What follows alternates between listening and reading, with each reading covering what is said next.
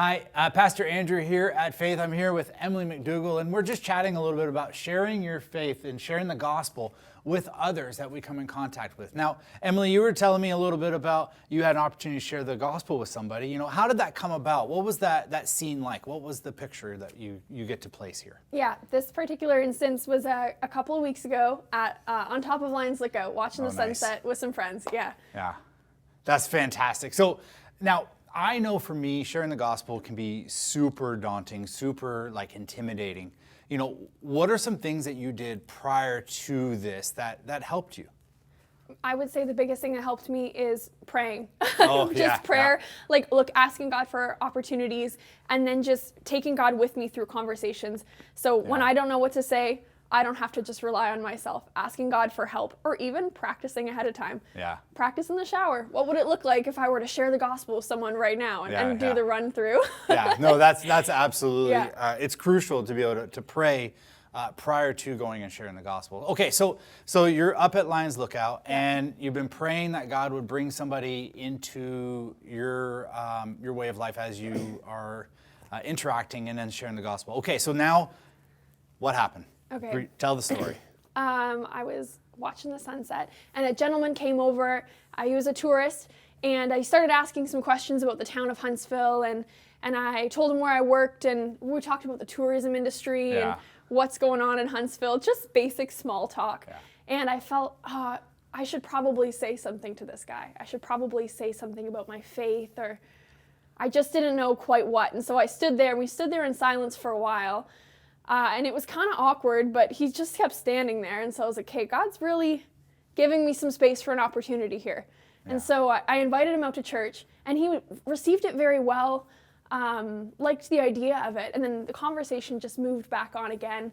And eventually it died down, and he stood there quietly next to me. And I just felt like God say, hey, that was awesome, but maybe what this guy doesn't need is necessarily an invite to church. Wow.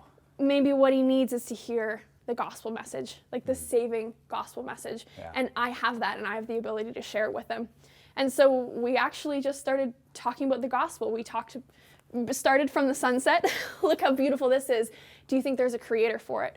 And I went on to have a chance to talk to him about, actually, I believe God created all of this, and he created you and me, and he created it perfectly, and he created it so good. And then we talked about sin and the fall of man and this separation that this caused, and how Jesus, God's heart was broken by this, and so he sent Jesus down to earth to live and to die and create this way to enter into relationship with him. So from there, the conversation moved on to good and evil, and he really listened and was open to all of this. And it didn't end with him on his knees crying. Yeah. There was no light bulb moment, but it was just an incredible moment also of just being able to have open conversation about God, open conversation about my faith.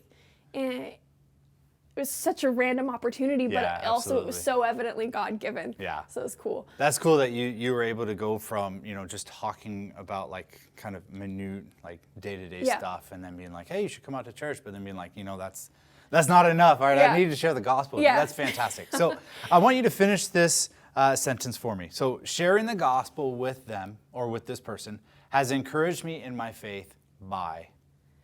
Okay. I would say sharing the gospel with this guy encouraged me with my faith, because I realized that my words aren't enough. I messed up. The whole thing was kind of messy. I felt like I could be missing things, and it wasn't this perfect put together presentation of the gospel. And yet I felt like God just gave me so much peace in that his grace was there. Mm-hmm. It's not about me. I'm so reliant on God and what he's doing. My words can't bring them to faith. And that's awesome. It's so freeing. I'm just going to do my very best and share with passion and faith. And it was so cool to see how well that was received in this scenario. Yeah. Oh, that's fantastic. Well, Emily, thank you so much for sharing with us. I know that sharing the gospel can be daunting. It can be really hard for us. And we think we need to have all the right words to say, and we need to do it just right. And God just tells us to share the gospel. and he is going to be the one that saves. And so that frees us, as Emily, you've already been saying, that frees us from that burden of trying to say the exact right thing. And so it is my prayer, it's my hope that you were encouraged by Emily's story of obedience and sharing the gospel with this gentleman up at Lions Lookout. Now, I look forward to hearing more stories from you guys. So if you have one, feel free, reach out to me, and I would love to hear your story of how you shared the gospel with somebody.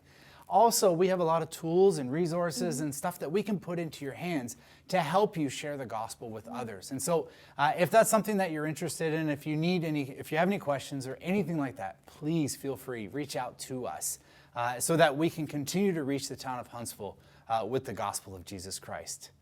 God bless.